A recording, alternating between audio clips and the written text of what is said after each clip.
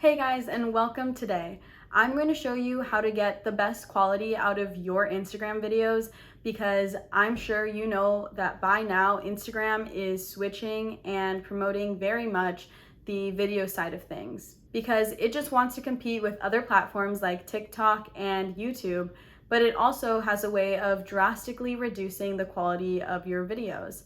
So I found the best way of bypassing this is by using Premiere Pro to export and render your videos, because the most important thing you can do is change the export bitrate, and that's going to bypass the Instagram algorithm and it won't render it again in the low quality. I'm going to show you how, and because nobody likes a long video and I'm sure you want to get your content out there as soon as possible, let's get into it. So let's talk a bit about resolution and screen orientation to target the best Instagram aspect quality. I recommend for Reels and IGTV a 9:16 aspect ratio with a resolution of 1080 by 920 for feed videos, a 4:5 aspect ratio and a 1080 by 1350 resolution for horizontal videos. Okay, so now we're in Premiere Pro and the first thing we must do is import our footage. I'll just import one to show you what I'm talking about. And then we'll create a new sequence. I made 3 presets here because it's the easiest and most convenient way I found. So this is our first preset.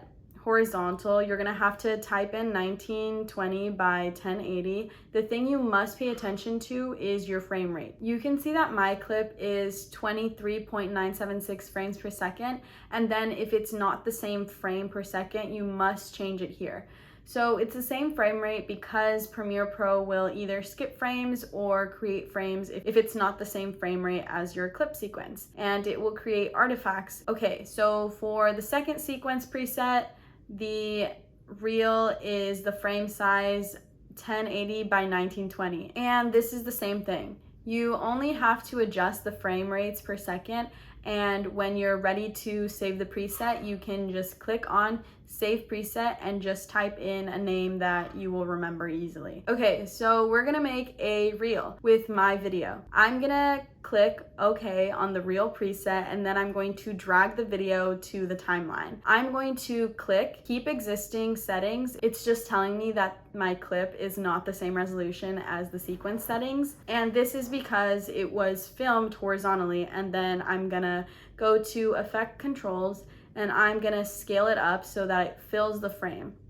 And then by using the position sliders, I'm gonna frame it better. I'm going to have to grade it a bit, and you already go okay, so we're ready to export our sequence.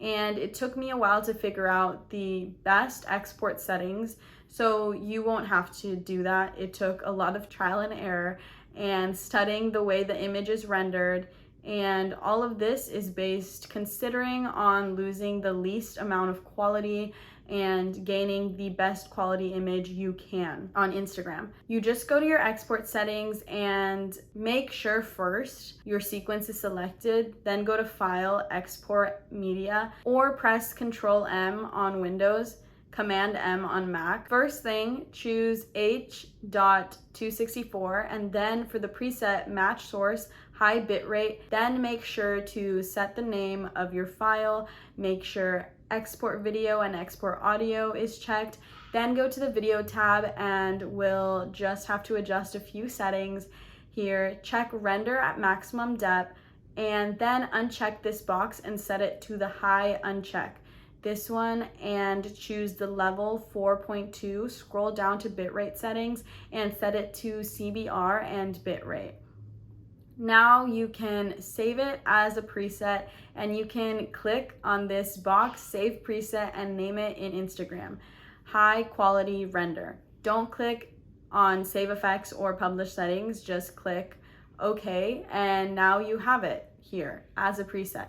Then before rendering it out, also click this box, use maximum render quality, and then I choose to click on Q, not on export, because this is going to be using Adobe Media Encoder, and while it's rendering the file, you can also work on other projects. Now you can just click on the output file and it will take you exactly to the file to just render, and I'm going to show you how it looks on the screen of my phone. And of course, I didn't post this because it's not finished, but as you can see, it looks great, and there are many details that are not lost, and there are no artifacts in the image. Also, this is a perfect example because there are lots of fast-moving, fine details that are perfectly rendered, and also the sunset doesn't show any banding at all. If you found this video helpful, please hit that like button and subscribe to this channel. See you next time, guys. Thanks for watching.